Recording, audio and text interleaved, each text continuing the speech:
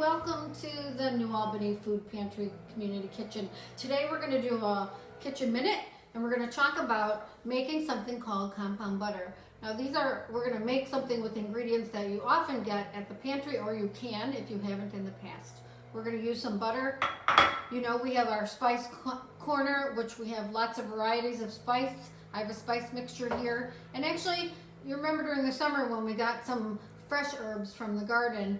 This is a good way to use those herbs in addition to just putting them into your cooking. I have a little bit of thyme, oregano, rosemary, and a little bit of lemon zest, which is going to flavor the butter for us here. So again, a very easy technique, a way to add flavor to your cooking.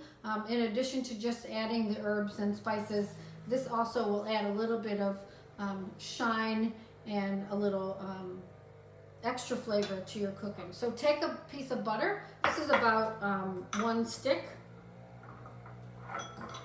and you soften it on the counter until it's soft. I'm going to use my fresh herbs and lemon zest in this version of the butter.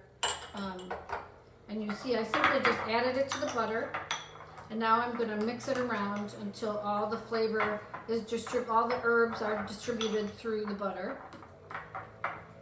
And as you're doing that, those little herbs will impart some great flavor into your butter. Now this butter can be used on toast, it can be used to cook with, you can add it to your sauces if you're making them. It's a great way to put on bread and then toast it, like a garlic bread. It adds even extra flavor. Again, simple as that. Just add it to the butter, stir it around, and now I'm going to show you how to create it so that you can keep it in the refrigerator. You can use it just like this, or you can create it sort of a log, put it back in the refrigerator, let it firm up, and then you can cut pieces off of it as you go. So it's a way to preserve this butter to use for later. You're going to put the butter you just mixed on a sheet of parchment paper or plastic wrap, and then I'm simply going to roll it over, making it into a log shape.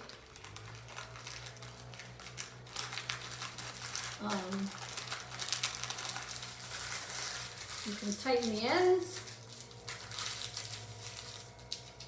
and then place the log right back into your refrigerator, the butter, or freezer for that matter, and your butter will firm up, and later on you can take your knife and cut off pieces to either use in your cooking or on your morning toast, or however you want to add the flavored butter to your meal. Simple as that, and a way to use some of those ingredients that we have in the pantry, add flavor which maybe you haven't in the past, and we're happy to help you and talk with you about that if you're interested in adding even more spice to your cooking. So give it a try, and remember that curiosity leads to great things in the kitchen.